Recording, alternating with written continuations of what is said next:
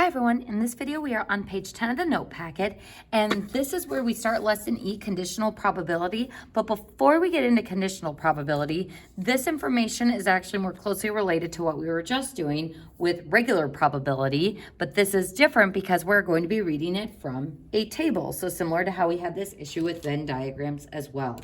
So usually when I'm first given a table, I first look for the totals because I don't want to accidentally confuse the totals row or column with data that I already have. So I see in this one, I have totals for a row and totals for a column. So the manager for a brokerage firm has noticed that some of the firm's stockbrokers have selected stocks based on the firm's research, while other brokers tend to follow their own instincts. To see whether the research department performs better than the broker's instincts, the manager surveyed 100 total brokers, with results as shown in the following table. So notice that we have event A being stockbrokers pick stocks that went up. The complement of A is they didn't pick stocks that went up, so they picked stocks that went down. Event B is they used research, and the complement of B, they didn't use research. So we're going to go ahead and look at these probabilities given that information in the table. So let's go ahead and start with the probability of A. So the probability that they pick stocks that went up. So that means this 30 plus that 30, or the total of 60 out of how many brokers? 100. So 60 out of 100 is 0.6. So similar to how when we did empirical probability, we rounded, we are going to be expressing these probabilities as decimals. So 0.6. Next, the probability of the complement of A, or that they didn't pick stocks that went up, which is this column, which I see the total of brokers that did that was 40 out of 100. Now, what I want you to notice is that I didn't have to do it this way to get the 0.4. What I could have done instead is taken A, which we already knew, so 1 minus the probability of A, and that should have given me the probability of the complement of A. So 1 minus 0.6 does give me 0.4. Or sometimes I like to think about how if I add something to 0.6, it should take me up to 1. So you can either do it this way, or you can read it directly from the table. So let's practice it this way, looking at our next probability. The probability of B, they use research, so that would be 45 total out of 100.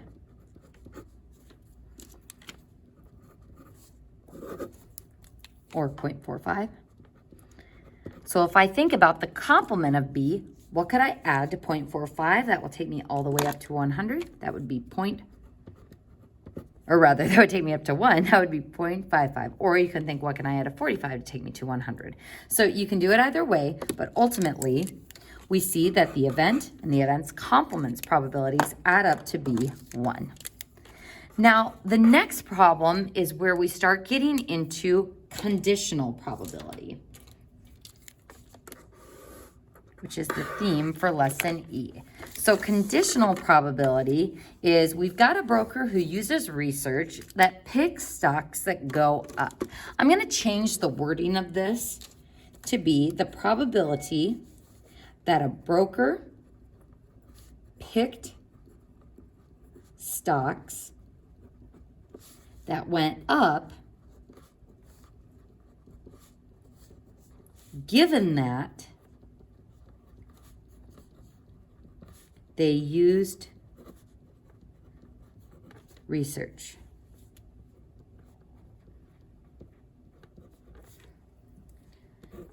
So the probability that a broker picked stocks that went up, given that they used research. So that given that part, this is where we get into conditional probability. So let's go ahead and look at this first part. The probability that a broker picks stocks that went up. So if a broker picked stocks that went up, it would be either 30 or 30, or both of those together. So stocks that went up is here. Now it says, given that they used research, that takes us to this one. So we have to think about not the total 100 here, but what our probability was based on the given. So folks, how many pick stocks that went up that used research? 30. Actually, I'm going to do this in a different color. 30. So 30 picked stocks that went up and used research. So that's what this item is represented by in this table, because it's they used research and they picked stocks that went up. Now, this given part that says they used research, what this does is it narrows down my total. If I know that I'm only looking at the brokers who used research, then that means I am only looking at this total number of brokers. So given that they used research, so given those 45 brokers, so given those 45 brokers who used research, 30 of them, so this 30, not the 15, pick stocks that went up. So my probability is 30 out of 45 because this is the total who used research or used the given amount. And 30 divided by 45 using our calculator is going to be about 0.67.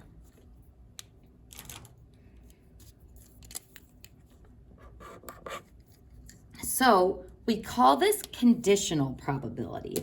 Now I want you to put a star by this box and write memorize by it.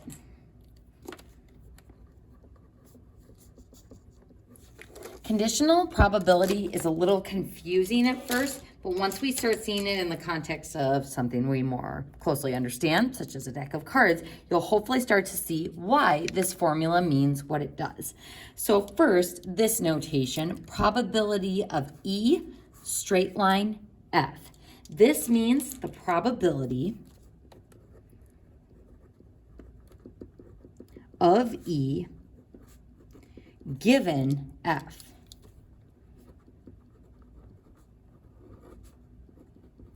So the order of those is important, and that's what the straight line represents. So the probability of E given F. And how we calculate that is we take the intersection of the probabilities of event E and the probability of event F, and we divide it by the probability of F. So instead of dividing it by the universal set or taking it out of the total amount we have possible, which would have been 100 in our stock example, we are taking it out of the probability of part of the given piece of information. So the given F is the probability we use on the bottom. So how I explain conditional probability is it narrows down your sample space.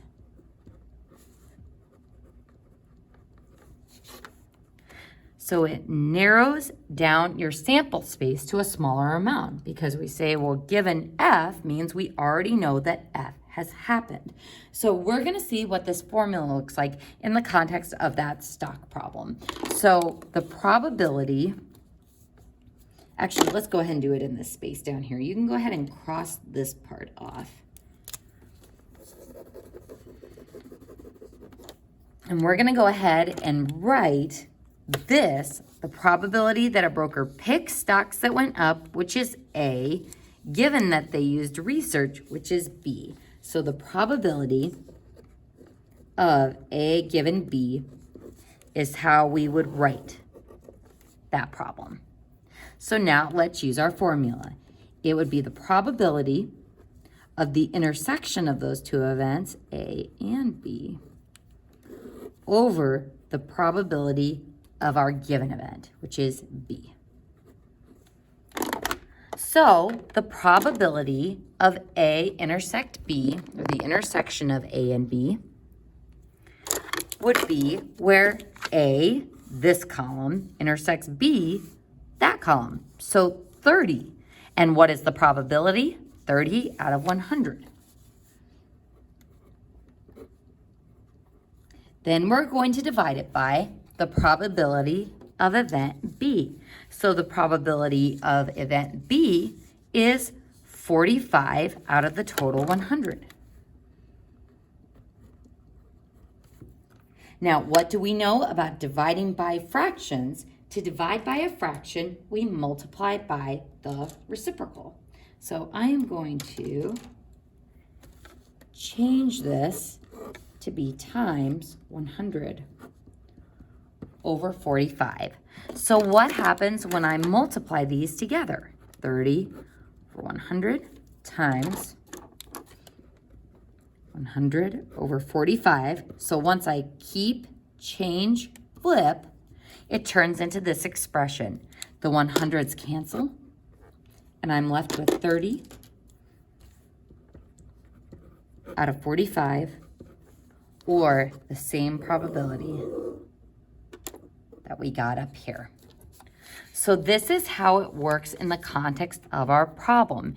It takes the total probability out of 100, our total amount, and then it narrows down when we keep, change, flip, it narrows it down to that given information's total. So folks, we're gonna see what this looks like in the context of something easier, tossing two fair coins. So I flip one coin, and then I flip a second coin.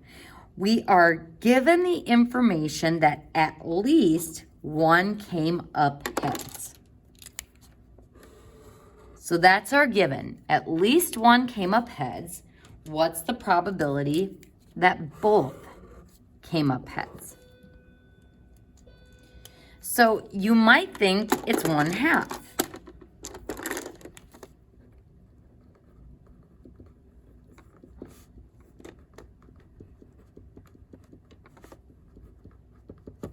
Because if it's a half chance that it'll come up heads on one, maybe it's a half chance that it comes up on the other one. But this is where probability gets kind of confusing, because we are given this information that at least one comes up heads. So folks, we don't have a table to use here, but we do have a sample space that we can generate. So we're going to go ahead and define S as the coin flips. I can get head, head, tail, tail, head, tail, or tail, head. So let's go ahead and find the probability of E given F. In the context of our problem, this is the probability of two heads given that at least one is ahead. So the probability of two heads given that at least one is ahead. So we do our formula. What is the probability of the intersection of those two events? So what is the probability of E intersection F over the probability of F? So let's start with the probability of these two events. At least one comes up heads given that, or probability of two heads given that at least one is ahead. So the intersection of those two would be two heads. because that's at least one head and two heads, the intersection of those two events. So what probability does that have? A 1 in 4 chance. Then we can divide that by the probability of F. So how many chances do I have to get at least one head? This has at least one, this has at least one, and that has at least one. So 3 chances out of 4. And when I divide these, to divide by a fraction, we multiply by the reciprocal. So keep, change to multiplication, and then flip that fraction. So 1/4 times 4/3, the 4's cancel, and we get 1/3. Now, I find that it is cumbersome to do this formula every single time. So you can go ahead and cross out this problem. We won't be doing it. We also won't be doing this entire next page. So happy face there. So we're going to use this space down at the bottom for me to teach you kind of a shortcut to this formula. So as I mentioned up here, the probability of an event given a certain event narrows down the sample space. So a shortcut to this, because notice that my universal set or my total sample space amount, the 4 and the 4, are always going to end up canceling each other because I'm looking at the same sample space when I'm calculating the probability of the intersection of E and F and the probability of just F. So that's why 4 canceled out 4 and 100 canceled out 100 here. So that is going to happen anytime we do this formula. So my shortcut is take the number of times this event will occur, the probability of 2 heads, I've only got 1 chance for it. How many times can I get at least 1 head? 3 chances for that. 1 out of 3.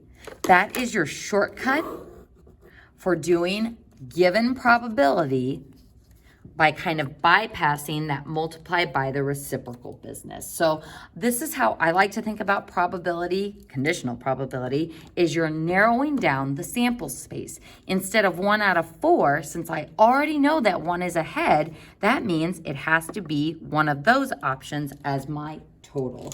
So folks, that concludes page 10 of the notes.